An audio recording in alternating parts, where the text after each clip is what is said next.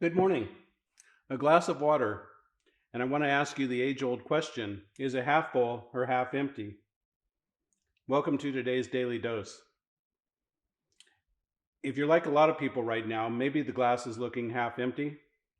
If we're focusing too much on what's going on in our lives right now and what's going on in the world and listening to the news too much, it can be a little challenging. Who would have thought at the start of 2020 that COVID 19 would be the biggest thing of the year, that we'd be worrying about whether or not somebody we love might contract the virus? Who would have foresaw the politics of this age? Well, I guess maybe everybody should have. It's an election year after all. The stock market keeps going up and down. And then finally, we have the riots and the protests lately. What's happened to sanity and reasonableness and people just loving their neighbors like we're supposed to? So today I'm going to be in Philippians 4, and I think Paul has some very good words for us to hear today.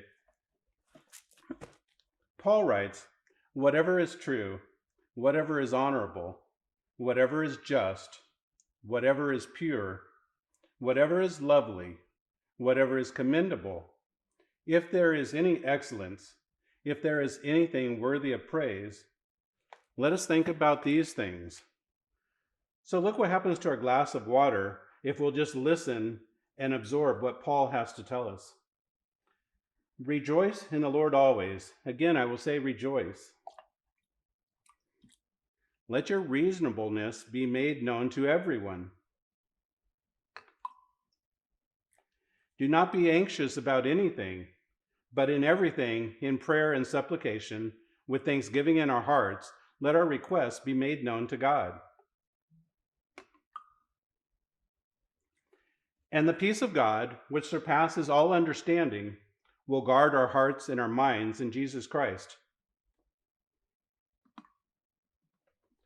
So half empty or half full, I think it all depends on our perspective. If we are looking up and at God and keeping our focus on Him, and if we're rejoicing in all of His greatness every day, if we can be content in our circumstances, if we can learn to cast our fears aside and trust in Him, and finally, if we can love our neighbors as we love ourselves, the glass is going to be full if we'll just keep our eyes on Jesus. It reminds me of what King David said in the 23rd Psalm: "My cup overflows. Surely goodness and mercy shall follow me all the days of my life." I hope the glass looks a little more full now. Have a great day.